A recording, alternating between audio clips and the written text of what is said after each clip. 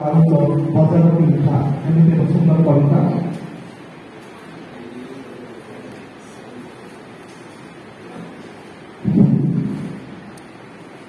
ମଞ୍ଜାସୀନ ସଭାପତି ସଂଯୋଜକ ସଂଯୋଜିକା ମହୋଦୟ ଓ ସମ୍ମୁଖରେ ଉପସ୍ଥିତ ସମସ୍ତ ସାଧକ ସାଧିକା ମାନଙ୍କୁ ମୋର ହୃଦୟ ଗଭୀର ପ୍ରଦେଶରୁ ଅଭିନନ୍ଦନ ଓ ଶୁଭେଚ୍ଛା।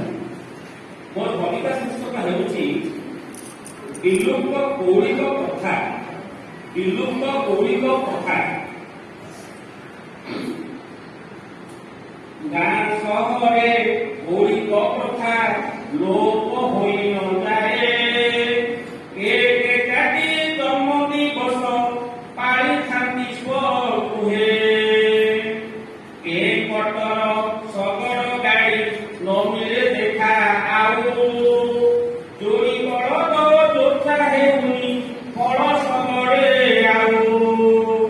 କୃଷକ ଭାଇ ଦାଦନ ଯାଏ ନ କରି କୃଷି କାର୍ଯ୍ୟ।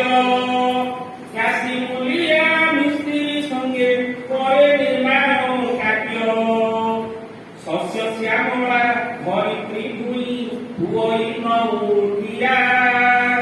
ଖାଦ୍ୟ ବିହୁନେ ଦୁଃଖ ପାଇବ ନିଶ୍ଚୟ ଏ ଦୁନିଆ। ମଣ୍ଡା ଆରିସା କାକରା ପିଠା କରୁଣି ବୁଢ଼ୀ ମା। ବରା ସିଙ୍ଗଡ଼ା ଆଳୁ ଚପ ବଜାରୁ କିଣି ଖା। ବଜାର ଖାଦ୍ୟ ବଢ଼ାଏ ରୋଗ ବହୁତ ଖର୍ଚ୍ଚ ଧନ। ଜଳଖିଆରେ ଚୂଡ଼ା ଓ ମୁଢ଼ି ଖାଆନ୍ତି ନାହିଁ ଜନ। ଗୋପାଳ ଭାଇ ଗୃହରେ ଗାଈ ରଖୁନି କଦାଚିତ। ଓଠରେ କ୍ଷୀର ବଜାରେ ମିଳେ ଲୋକଙ୍କର ଆଦୃତ। ତେଲି ବାପୁଡ଼ା ଜଡ଼ା ସୋରିଷେ ରାନ୍ଧୁନି ଆଉ ତେଲ। ଅପମିଶ୍ରିତ ତେଲ ଖାଇଲ ହୁଅନ୍ତି କଲବଲ। ବାରିକ ବୁଢ଼ା ଘରକୁ ଆସି କାଟୁନି ବିଷ ଦାଢ଼ି। ସେଲୁନ କରି ବାରିକ ପୁଅ ନେଉଛି ଟଙ୍କା ଭିଡ଼ି। ଅଙ୍କରେ ଆଉ ପୁଣା ହେଉନି ସୂତା ଲୁଗାର ଶାଢ଼ୀ। ତନ୍ତି ବାପୁଡ଼ା ମୂଲକୁ ଯାଏ ଅଙ୍କର କିଛି ଭିଡ଼ି। ବ୍ରାହ୍ମଣଙ୍କୁ ନ ଶୁଭେ ଶୋକ ପୂଜା ବିଧାନ ବିଷ। ନଥାଏ ଧାର ଖଣ୍ଡାରେ ଆଉ ଖଣ୍ଡାୟତର ବେଶ। କୁମ୍ଭାର ବୁଢ଼ା କହୁନି ହାଣ୍ଡି ଠେକି କୁଣ୍ଡ ମାଠିଆ।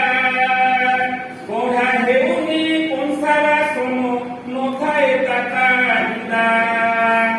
କମାର ବୁଢ଼ା ଶାଳ କରୁନି ଲୁହା ବଜାଏ ନାହିଁ। ମାଗୁଣି ବୁଢ଼ୀ ଗୁନ୍ଥୁନି ମାଳ ବଜାରେ ମିଳି ଖାଇ।